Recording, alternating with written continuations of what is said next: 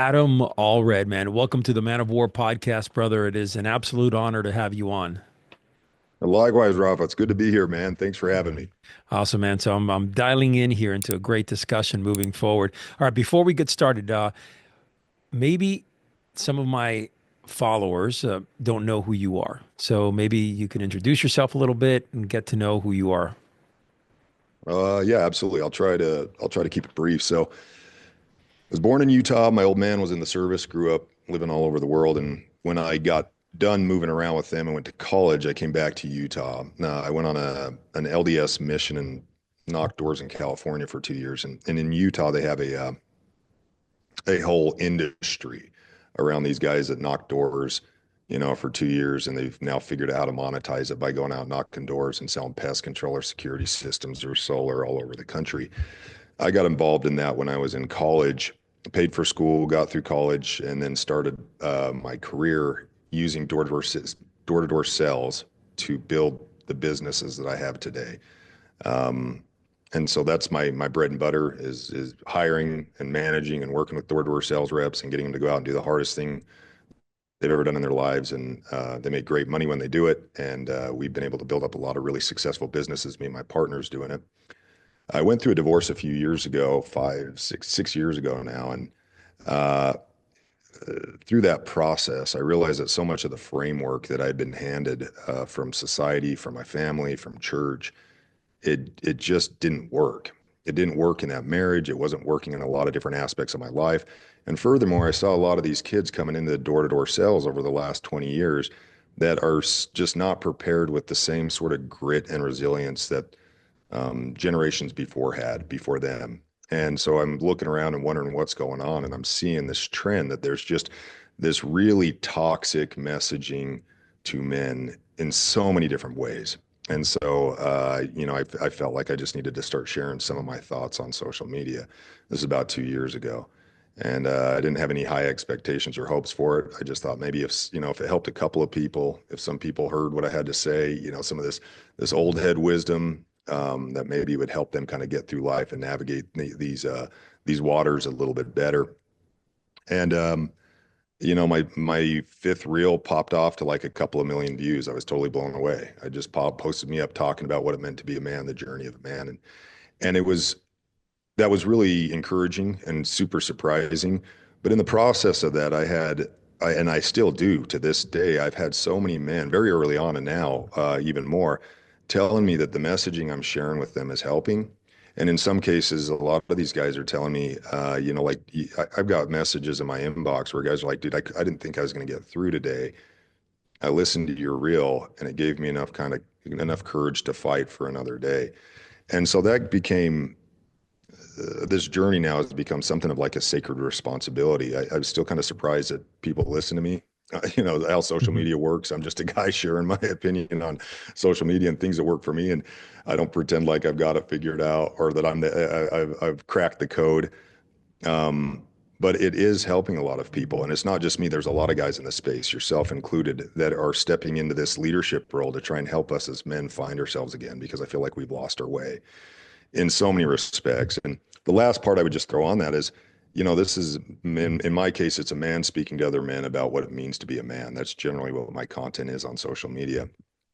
I have been surprised by how many women have followed me. About 40% of my followers are females now, which is crazy to me because the vast majority of those females are absolutely supportive of the messaging. And in fact, oftentimes interact with it more and are encouraging to men. So this is something that not just us men are starting to recognize and feel deeply inside of us that we've got to start making some changes. We got to turn this ship around. This is something that women want, despite all the crap that you hear in the news or you see on social media. Women are hugely supportive of men stepping back up into their masculine roles, and it's been really encouraging and inspiring to me, and I've learned a ton from it. So that's just kind of a quick little background on me and how you and I came together in this social media space. Awesome, man. Yeah, social media, it's definitely, if we didn't have it, I don't think we would be pushing this message out to the right people. So I'm thankful for social media. I think that from time to time, it's a pain in the ass. Of course, you got to go out there, post even in bad days. But like you said earlier, as long as, one life that you change is all worth it. Really is. It's that simple. So let's talk a little bit about masculinity in our day and age. And, one of for me personally, I've coached a lot of men over the last 8, almost 9 years now. And what I have seen, it's it starts off basically from not just from a lot of people talk about, hey, it's a man that grew up without a father at home. And my belief is that, look, when you reach a certain age, you kind of know what's right and what's wrong. Even without guidance, it's innate. It's there. You know if you're walking a path in the wrong direction, and you know if you're walking a path in the right direction. A lot of these men that we have now, they need guidance. They need someone that could inspire, motivate them, bring forth the best in them. However, what I see is that there is a failure to act. Action is not something that a lot of men are wired for, to take action on what they learn. So say they're watching your reel, they get inspired, very short-lived, right? 15, 20 minutes, you make the impact, it could help them feel better about themselves, but they don't take that and use it in their lives often enough. What is your take on that, as far as why men just are not actionable nowadays? I think it has everything to do with the programming that men are getting today. Um, we are our actions are the product of the influences that we put in our head, right? So what we surround ourselves with, the podcasts we listen to, the books that we read, the people that we're in contact with, those are that's the bedrock for where all of our thoughts come from. We all think we're like independent thinkers, but really our thoughts are really just coming from what we fed into our brain. And and then thoughts are what translate into emotions, and then emotions are what translate into actions, and actions creates your reality. And so a lot of people, a lot of men they may get moments, glimpses of ways to be better, or they may get a little bit of motivation from a reel or a podcast or something like that. But if they're not fundamentally working on changing their programming, they're just going to keep running on the same software. Software to change it. I refer to our brain, our programming is the software that we put in our head. To be able to change it, to override old software, particularly software that's been there for years, it takes a lot of time and a lot of work to do that. And what the work that I mean by that is inundating yourself with different software. So if you want to think differently, that means you want to act differently, ultimately, you have to fundamentally change the software that you're ingesting every single day. So who are you surrounding yourself with every day? What types of books are you reading every day? How often are you listening to motivational podcasts? Because if you're not doing that, if you're just doing that every once in a while, but everything else you're putting in your head is junk or is bad programming, nothing's going to change. And change really fundamentally changes when you take ownership of that fact that we're going to think the way that we program our brains. And it's a lot of time to rewrite the old programming. I mean, it has been for me. I still feel like in a lot of ways the old programming that I came up on, that I lived for most of my adult life, it still kicks in. I have to constantly override it with new programming. The stuff that I was told when I was a kid, this is how it works, or what the church told me to be like as a man, that stuff is Sure. still running in the background. So I have to Yeah. constantly update that and add new programming. And when you do that correctly, when you change the way you think, the beautiful thing is you will naturally change the way that you feel, and then you'll naturally change the way that you act. It's not a matter of like having to really force yourself into like becoming a different person. It's really just forcing yourself to change what you put in your head. That's the real discipline and that's the real work. And when you do that consistently enough, in my experience and what I've observed coaching a lot of men as well, is the changes then start to become natural. When men step up, there's a certain sense of confidence, right? That's built within them because look, we've seen men who are broken and all of a sudden they rise up, they start leading their families, they start leading their kids, their employees, and it gives them a certain sense of confidence. However, the hardest part is instilling this confidence in men. And I don't know if you've experienced this, but what we have experienced here has been very specific. Men, in order for them to gain confidence, they have to stack victories, they have to stack wins and a constant basis. So it's not like you're going to win all the time, but by the end of that day, you better have more victories than losses. I mean, that's the mentality, right? Because when a Mhm. man starts losing on a consistent basis, it's hard for him to gain that confidence. So, from your perspective, how do you set up a man to start winning more so in order for him to build that confidence in the future? Gosh, that's a great question. I couldn't agree more with what you're saying. So first, what I tell the guys that I work with and people that I come in contact with on social media is if you want to start to build your confidence, because you're 100% right, confidence is what creates authenticity. It's what creates energy in a man's life. It's what creates momentum. Uh, the first step in my mind is that you have to start to trust yourself and respect yourself, because if you don't respect yourself, you're never going to have any confidence. And that means you have to trust yourself. And that means that you have to keep commitments to yourself. So if you're saying you're going to get up at a certain time and you don't get up at a certain time, you don't trust yourself. You don't, and you're not going to have any confidence. If you say you're going to go to, you're going to get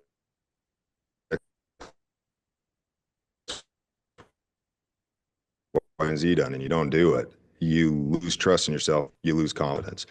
And so the first thing I see make to yourself, because when you say you're going to do something, you have to do it. Because if you don't, everything hangs in the balance on that decision of doing what you said you're going to do or not. With that being said, the next thing that I tell guys all the time, that the most important strategy, in my opinion, that you can have for really building up your self-respect and building up your confidence goes exactly with what you were saying, stacking wins, is your morning routine. What is it that you do when you wake up in the morning? For me, the first thing that I do, I wake up in the morning. I've never been a morning person for most of my younger adult life. Well, up until I was about 20, 21. And then I was forced to be a morning person. And now my mornings are the most sacred time of the day for me. I get up every morning between 4:30 and 5. It's the time where everybody else is asleep and I can really prepare myself for the day by stacking these wins. And so what does that look like for me? Now, the first thing I do is I do a face ice bath. I do a 4 to 5 minute face ice bath. It gets me out of the sluggishness of the night before, wakes me up, gets my mind alert, gets my mind working. Then I do a meditation process that I go through that usually takes 30 to 40 minutes. Um, then I'm reading scriptures, I'm reading positive or inspiring or informative books, and then I'm listening to some sort of content that really gets me in fighting shape. About 7 o'clock in the morning, I'm getting my kids up, I'm getting them, breakfast, getting them out the door, taking them to school. We do a whole routine on the way to school. We do our mantras, our motivations, we memorize things together, and then I'm going to the gym. And then in the gym, most of what I listen to in the gym are podcasts now. I'm trying to constantly level up my brain, my mind, at the same time I'm taking care of my physical fitness. And when I get done with that, about 10 o'clock in the morning, 10:30 in the morning, I have stacked so many wins that whatever else comes down the pipeline that day, I'm in fighting shape for it. I might get rocked. I might hit hard. There might be some curveballs I'm not ready for, but at least I'm in fighting shape. So I'm able to get back up as opposed to the guy that, peels his face off the pillow right before it's time to get to work, grabs a Pop Tart, runs out the door, gets to his job at 9 o'clock or 9:10. He's late. And now anything that happens that day, he's set himself up for failure. He's not in fighting shape. He doesn't trust himself. He doesn't respect himself. And ant hills are going to become mountains, let alone the big struggles and the hard hits that come with just going through life for every man. Like he's just not ready for it. And so to really fundamentally like change that level of confidence that you have for yourself, I think it starts in the morning. I don't know another way to do that. I don't know how to circumvent the morning routine and feel like you're ready for life. A lot of gurus, a lot of gurus out there will tell you otherwise. They're like, well, no, in the morning, we're doing answering emails. You get so much more done in the morning. But I'm like you, man. I like my mornings. There's something about beating the sunrise. I love to experience a sunrise every morning. I'm lucky enough where my gym is, walking distance from my house. And I walk to my gym every morning. I wake up, I don't do a cold bath, but I do a cold shower. I've been doing that for almost 20 years. I hit the cold shower a couple of minutes. I yell. I wake up my wife or my kids. I always, but for 2 minutes, shocker. I do Zen meditation. I'm very much into that, and then I walk to the gym and do my workout. And of course, on the walk, I'll do prayers. And so to me, that has been, I have been doing that for, I don't even know how long. It's part of who I am. I call it the warrior's hour. And it's so important because I feel like I'm grounded moving forward into the day. So I'm with you on that, man. Like, once you have your wins, in the morning, you can take on whatever comes at you that afternoon or that evening. So my hat goes off to you. All right, One thing I want to add to that, if sure. that's okay, just one other Yep. tidbit on that is Mhm. Andrew Huberman talked about this, and he talked about how you create identity. And he said it's not, sitting around manifesting a different identity. Mhm. He says that's not how it works. He says real identity is created by the things that you do at a particular time every single day. That's Yes. where identity comes from. So when Yes. you go to the gym every morning at a certain time, it becomes your identity that you go to the gym, and it stops becoming hard. You just do it because it's Yeah. who you are. When you get up every morning at a certain time, that becomes your identity. I'm now a morning person. Too many people are saying I am or I'm not this, I am or I'm not. You really Sure. are what you decide to do every day at Yeah. specific times. That's what creates your identity. And I think that just reinforces everything that you're saying. Yeah. I love that. All right, so let's jump into leadership and specifically in the home front. A lot of times, men will tell me, look, my wife left me, my wife doesn't respect me, my kids laugh at me. And, I ask very simple, I mean, are you leading your family? But the problem is this, man, Adam, I don't know if you run across this, but leadership is just a very general word. Okay, when you really guys start talking about leadership, it's very generalized. I'm talking about being a good father that can truly lead from the front at home. I'm talking about being a good husband that could truly love with compassion but lead his wife. I'm talking about Mhm. being a good boss. I'm talking about being a good person, a good brother, a good friend, someone that's leading from the front, doing things, and other people could see, hey, that guy is doing good things. That guy is walking and a path that I want to walk on, that I want to follow this guy because he's just doing good things. You can feel it, you can sense it. So when we talk about leadership in the home front, let's dive into that a little bit. Okay, what is your perspective in a man's place versus a woman's place in our day and age, where there is so much conflict there for many homes? Woman wants to do this, the man wants to do this, and it seems like there's a conflict there. Yeah, I think there's a myriad of different reasons for that, but I think fundamentally the reason why men are not being respected by women in relationships is because men aren't having self-respect. They don't respect themselves. Um, when you respect yourself, then other people are going to respect you, and if you don't, you're going to separate yourself from them. You're not going to surround yourself with people that don't have respect for you. To do that, I say this all the time, the most important relationship a man will ever have is with himself, period. Because until he's good at being him, which means he can lead himself, right? Like taking care of himself physically, taking care of himself emotionally, mentally, um, knowing what his purpose is. Why are you here? What are you doing? Owning that, like the direction his life is going in. Because if you have, it's like what the cat said in the one, Alice in Wonderland. If you don't know where you're going, all roads will do. You're going to just wander off and you're going to be lost. So having a purpose and knowing exactly what that purpose is and working towards that, when you are good at being you, you will be good at being anything else you put your mind to. So being a good father, a good husband, a good worker, a good boss, a good friend, whatever that is, you're now in a position to be good at those things as well. And so I think to be in a healthy relationship with a man first has to be in a healthy relationship with himself. And then what it looks like, you're asking me, what are those roles? I guess is the question. What are the roles between a man and a woman? Well, I think it's obvious that the role of a man is to lead, and I think that is borne out by history. It's borne out by so many other different, observable things that we can see around us. The men are, when they are healthy and strong, they're designed to lead, and women, they want to be led. They don't want to be managed. They don't want to be told what to do. They want to be led. They want to have somebody that they trust, somebody that they have confidence in, somebody they feel safe and secure with, that's willing to step up into that leadership role and lead like a man. And a, a healthy woman will follow that. A healthy woman will follow that.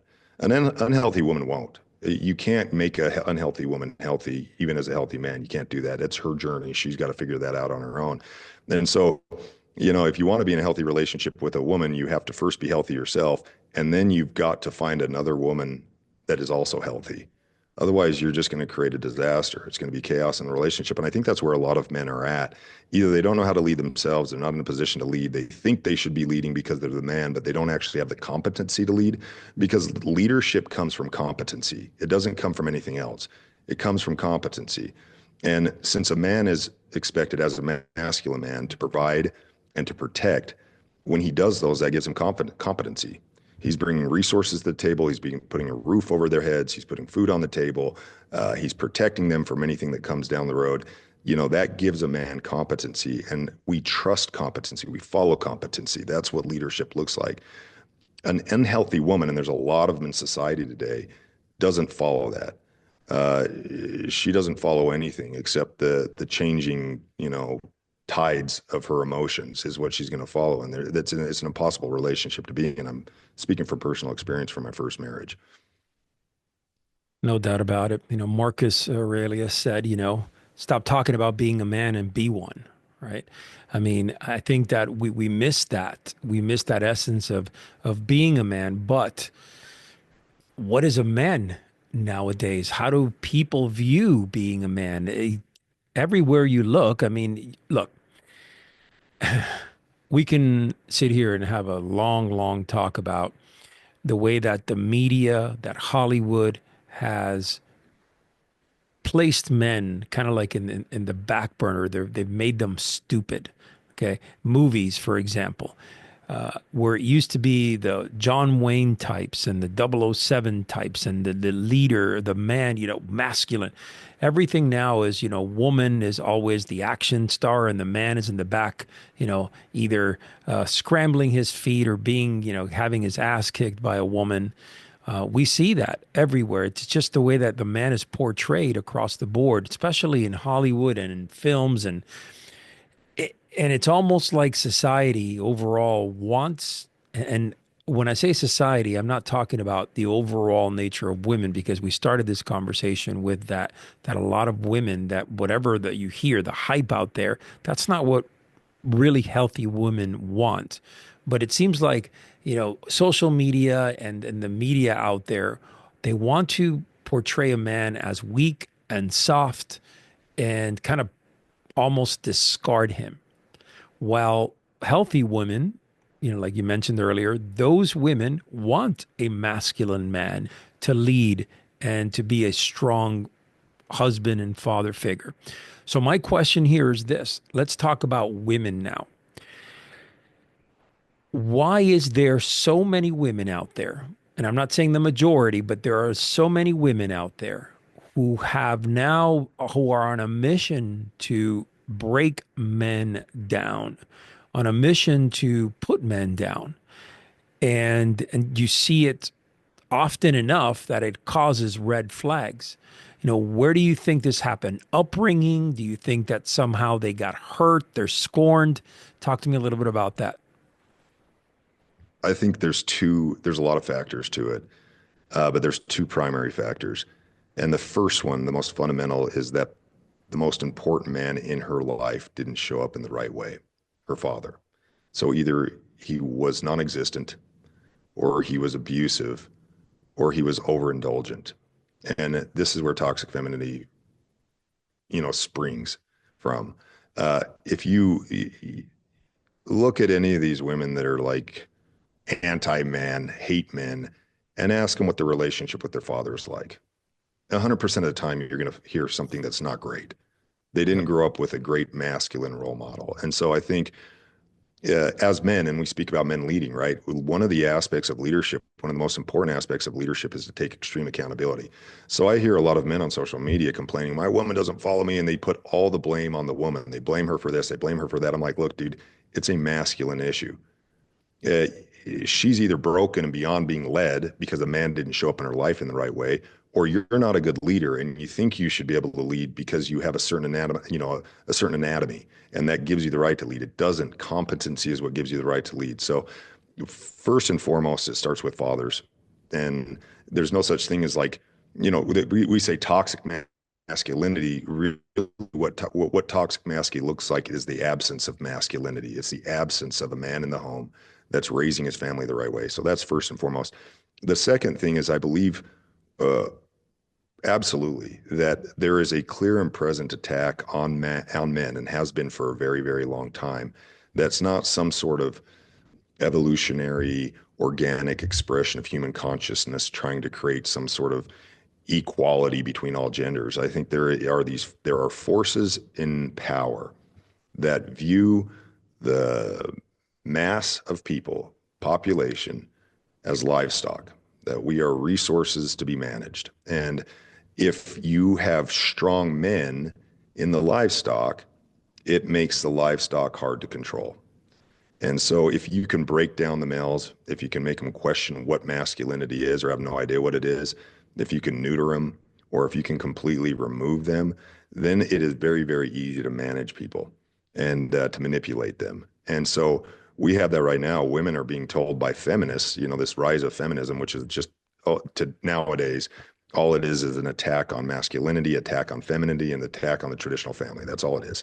That's all it does, is it just tries to tear everything down. Femininity is weakness, masculinity is toxic, and children are enslavement. And that's what women have been convinced to believe. And so you have this really toxic notion or this programming, like we were talking about earlier, that women are constantly inundated with, that to respect a man and follow a man is the betrayal of womanhood, nowadays. And to have children is just like this is the children are the source of unhappiness. And women believe this, and they believe it largely because there's not strong men, in the herd, in the livestock, to teach them otherwise. I have a buddy, a really good buddy of mine that he's like a gentleman farmer now. He's done really well in life, very successful. He's got a ranch in Wyoming that he's got 600 head of bison on.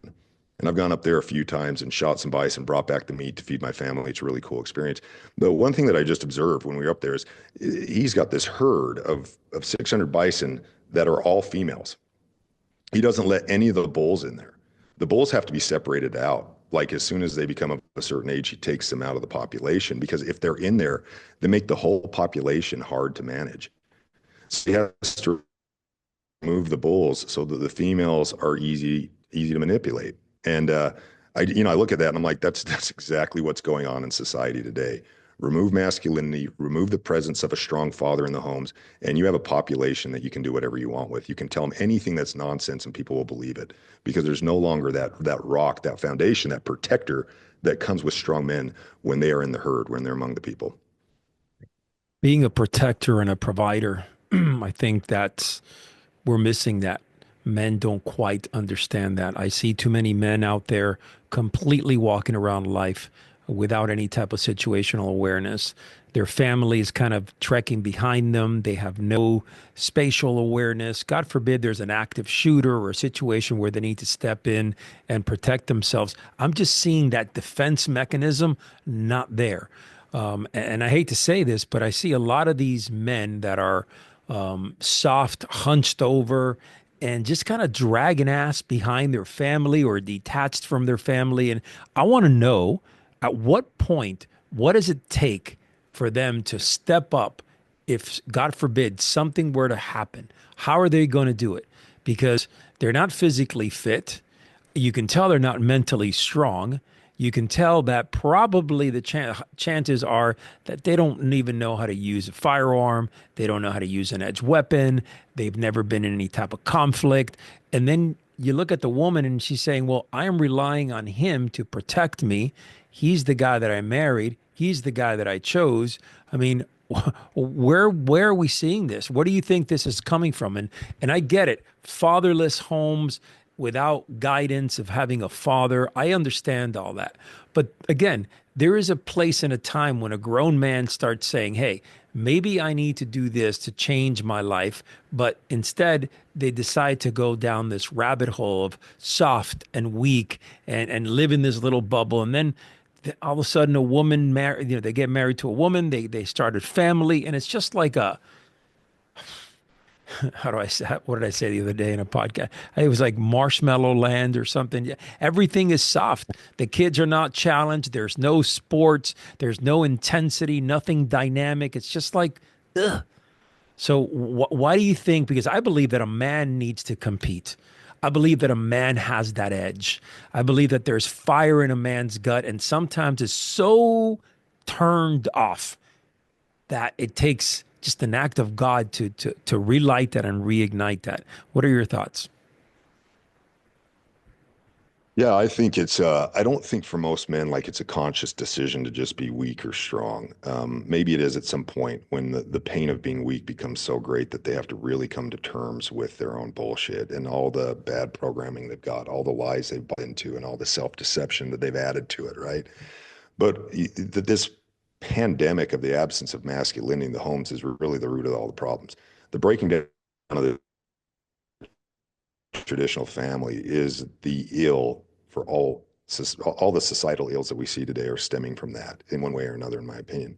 And that starts fundamentally with the man. And so what you have nowadays, I call it the generation of lost boys. You have more and more boys being raised in homes with single mothers or with mothers who are empowered now and are the boss, the head of the household, because there's a lot of homes where that's the case. I go into homes, thousands of homes, thousands and thousands of homes over the course of my career, knocking doors in total strangers' homes. I've been all over the country, the biggest cities. I've knocked, I don't know how many doors I've knocked in my lifetime, endless amounts. And I have seen how few men hold the reins in a home anymore. The women, they make the decisions. And I think so you have these boys that are brought up either without fathers or with fathers that have been relegated to basically a silent bystander. And so these boys are raised by mothers, and mothers do not raise strong men. They raise nice guys. That's what they do. They raise boys that are going to be nice and say yes to women. That's what women do. And then the same boys, they go into a school system where the vast majority of the teachers they're surrounded with, the authority structure in their life is women. And so they're constantly told that women are the authority and to say yes to women and what they need. And when they come into adulthood, they're not men, they're boys that can shave. And they don't even have any idea what their purpose is, other than their purpose is to find a woman, essentially a wife to replace their mother. That's what they're looking for. Someone to give them purpose, someone to give them direction, someone to tell them what to do. And so I don't think it's like they're, hey, I'm going to be weak today. I think it's that they have been brought up from the beginning parts of their life to think and act this way. And I think guys can get out of that. I think they can wake up to that, and I think they can start to see that. And I think buried inside of every man, no matter how soft or marshmallow he is, there is a man inside there somewhere buried.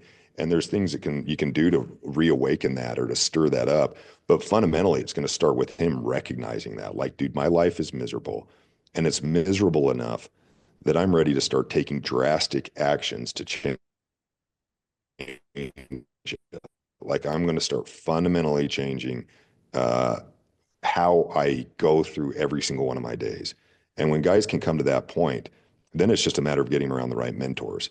It's just getting around other men that are doing the same thing, or other men that are further down the road that can coach them and teach them and share with them the wisdom and the principles, just like men have done since the beginning of time.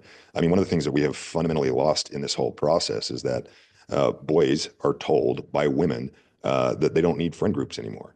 Like, their purpose is the woman. Once they have a wife, they don't need their buddies anymore. Right. And that's not true. Like, it's absolutely not true. It's strong men that make strong men. It's not women. We say a good woman makes a man a good man. That's not true at all. It's other good men that make men good. And since dawn of time, men have gathered in tribes. They sat around the literal or proverbial campfires. They traded war stories. They leveled each other up. They held each other accountable. They planned where they were going to hunt, where they were going to go to war every single day. This is what men were around other strong men. And so none of this bullshit that we're seeing in our society today existed in those types of societies or tribes because it was masculine men always around other masculine men leveling up. And boys, when they came of age, when they were like 12 or 13 in most of these societies, they were taken out of the homes of their mothers. They weren't even allowed to go back. It's like, no, now you're part of the tribe of men. You're sitting around the fire with us and you're keeping your mouth shut and you're listening and you're learning. And you got to learn quick because we live in a hostile world where if you don't learn these lessons fast, you're going to die. Your tribe Yeah. is going to die. You got to Yeah. learn these quick. We live in a world right now where we've removed those immediate consequences. And so boys don't have to mature anymore because Right. they can live on their mom's couch, in her basement or whatever, or they can find some wife that's going to give them purpose and tell them what to do. And so they still die. That death is just elongated. There's a quote that men, you know, die at 32 and are buried at 80. And that's where so many of this lost boy generation are at, is like they're just going through this slow death and they feel it. Their life doesn't make any sense. They have low energy. They're fat. They're out of shape. They have no ambition. They have no direction. They have a woman that has no respect for him because he doesn't respect himself. So he's basically just a glorified lapdog for her to tell what to do and scold and criticize and get after him. And he's going through this life just checking off these boxes of responsibility that has been handed to him by women. And it's an absolutely depressing way to live. And yet there are so many men that get stuck in that trap. Sure. I mean it's 100%. Let's talk about self-deception. You mentioned that earlier in passing. One of the things that I see often and study deeply is the big lies that men tell themselves. They justify their shitty actions, they justify their lives, they amp themselves up. But really, when you lock the door in a dark room and they're just there by themselves, they break down. They realize that all of these lies that they're telling themselves come to fruition right there in front of them. And they realize that they're, worthless at that moment because they've lied and they've put on this huge picture, this fake facade, right? This facade in front of people claiming that they are this and that. But when they're alone, it's a different story. They have these coming to Jesus moments, right? Where, they realize that, man, I've been lying all of my life. How do you prevent that from happening? How do you prevent, or what guidance would you give a man so he won't go down that road, so he can be authentically himself and get to know himself truly who he is? Because, in my opinion, if you're capable of doing that, that's when you could truly start mastering yourself step by step. First and foremost, it's having good friends, other good men around you. And if you don't have proximity to that, you don't have those guys in your immediate life or circle, you surround yourself with those types of guys online. We have so many resources now, but um, other men will call out the bullshit that you're telling yourself. When you have good brothers around, you'd be like, dude, that is some bullshit you're saying. And Right. guys can hear it from guys. We don't hear it from women well, but we can hear it from our brothers. We can call each other out. We can share our insecurities with each other. We can get roasted for them, get over it, keep moving forward. And so other men will call out that bullshit if you're with good men, not other neutered men, but if you're with good, strong men, that's that is the family a man needs to keep himself grounded, keep his North Star. I always say this: men have three families. They have the family they're born into, they have the family they make with a woman, and they have the family that they choose, which is their brotherhood. And you can't remove any of those families and have a man be healthy. Like, he needs all of three of those families to be functioning and be a really healthy, strong man. So first and foremost, get yourself surrounded by other strong men that are kicking ass at life, because you will naturally start to do what they're doing. You'll naturally start to think what they're thinking. And that thinking process starts with taking extreme accountability and ownership for your life.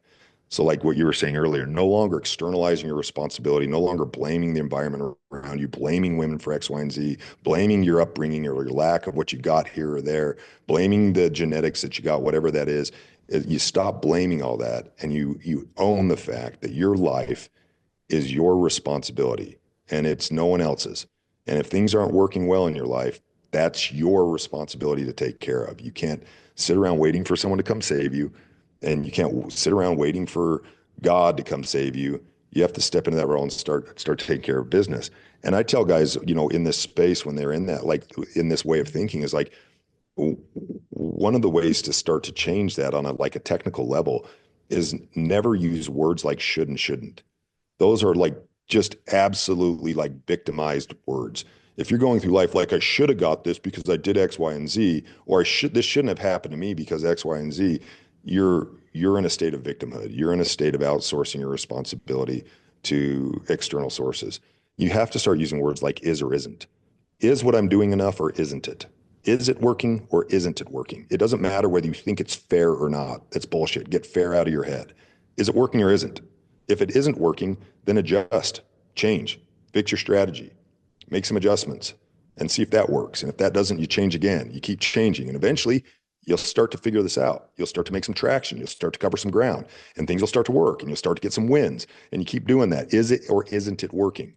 No longer think you're owed anything or deserve anything. I hate it when people say stuff like, everybody deserves to be happy or you deserve this. I'm like, no, you don't. If you deserved it, you'd have it. Like Right, right, if you worked for it, you would have right, it. The only right. people that deserve it are the people that have it. Like end That's of right. story. So quit feeling like you're owed anything or that you deserve anything. It's just an absolutely corrosive way to think Sure. as a man. That's big. That's big. All right. Honor in our society. As far as I'm concerned, that's one of the most important components that build a man, that creates a man, right? The honor. What are your takes on that? Yeah, I couldn't agree more. I mean, I think that's where a man's character comes from is the standards that he has and the integrity with which he lives his life. I heard a lady say this on the reel, and I don't often listen to women when they say this is how a man should be, because so Yeah, me much of too. it's Yeah, just bullshit. You're just yeah, like, get out of here with that nonsense. Not that women can't be right, but so often they're just wrong. But yeah. I was listening to this woman the other day on a podcast talk about it, and she said, a man, the characteristic of a man, first and foremost, is someone who keeps his word. And it got me. I was like, she's right. That is absolutely spot on. It's a guy who does exactly what he says he's going to do. I You know, like that. Yeah. you may not like what he does. You Mhm. may not even agree with what he does. But if he's true to himself, that man has integrity. If he's doing exactly what he said he was going to do, that's a code of honor that all men should live by. Do exactly what you said you were going to do. Three things that you would teach a man how to better improve himself, how to be a better father, a better husband, a better leader, something that he could add, some of these little strategies or philosophies that maybe that you teach the men around you that will amp their life up. I I'll speak for myself. I think everybody's maybe, there's different ways to skin the cat, but for me, it starts fundamentally with my relationship with God. And I'm not talking about a religious God, although I consider myself quasi-religious. Um, I'm talking about a relationship with the divine, with something bigger than who you are. Uh, and when I talk about God, ultimately, what I'm talking about is a relationship with the truth. What is the truth? Um, Jeff Bezos said this once, not that I love Jeff Bezos per se, but he said, humans will trade the truth for acceptance most of the time. And that would be the first thing that I would tell men is stop doing that. Stop worrying about being liked. Stop worrying about being accepted. Stop worrying about what other people think about you, what their reactions are to you, or whatever else. Start worrying about your relationship with the truth, the best truth that you can conceive of. Like, what is the most authentic, truthful thing in your life? So start with that. That to me is my relationship with God. And then in conjunction with that is finding your purpose as a man. What is your purpose? Why are you here? Figure that out. That's not something you're going to just flippantly say to like on a test question. That's something that you sit with for a while and you really do some soul searching where you're like, dude, I think of Derek Zoolander right now. Who am I? Like, Yeah, who am I? Why am I here? What am I right. doing here? And then laser in on that. And that purpose, I think every man has the same primary purpose in life. I think that the exact same primary purpose for every single man is to be the most powerful, badass version of himself. That's it. And then there's a lot of other side purposes or side quests besides that, but it starts fundamentally with being the best version of yourself. We're in this video game called life, and just like any video game, The primary purpose is to level up and get better. And to do that, you have to go through a lot of adversity. You got to fight a lot of bosses. You got to take a lot of hits, and you got to restart and start the Yep. level Yep. all over again and do it Yep. again and do it again. But that's the purpose of every single video game, essentially, is to survive and level up. Like those are your two things. And that's, I think, just like a mirror of what reality is for us, this conscious state that we're in. So find your purpose and work towards that. Start leveling yourself up. And then the last thing that I would tell men to do is when you have those things, two things down, a relationship with what is divine in your life, the truth, and a relationship with yourself, what is your purpose? Then you help other men do the same thing. That's your job as a man, like to help others, and not just men. It's your job to help women do that. It's your sons, your daughters, to start to ingrain that in other people. And I think that's how we, as a tribe of men, a broad tribe of men for all of us, come together and start really getting our houses in order and correct the direction of the ship, turn it around before we hit the icebergs. Very good. Very good. All right, man. We can sit here and chat all day long. Where can people find you? I know you're on Instagram, but where else? Yeah, I'm on all social media platforms. We've got Adam Allred official. If you want to come be part of the party, feel free to comment in the sections. Be engaging with it if you're here. We're also launching a show in a couple of weeks called "Who Started This Fire?" So that'll be on YouTube. I'll have that posted up on my social media. That's just me and some of my buddies in this kind of funny setting that we've created, sitting around a fire, and we're just talking man stuff, dude. We're just going through what's going on in this world from a guy's point of view. And so Yeah. come be part of that as well. I'd love to see people join and be engaged. Love that. Love that. All right, awesome. So I'm going to drop it on the show notes a little bit later, the links back to your Instagram and your other social medias. And when that show comes out, let us know, man. We'll put it out there and support you all the way. Rafa, I appreciate it, man. Thanks for having me on the show. All right, brother. It's an honor. Take care.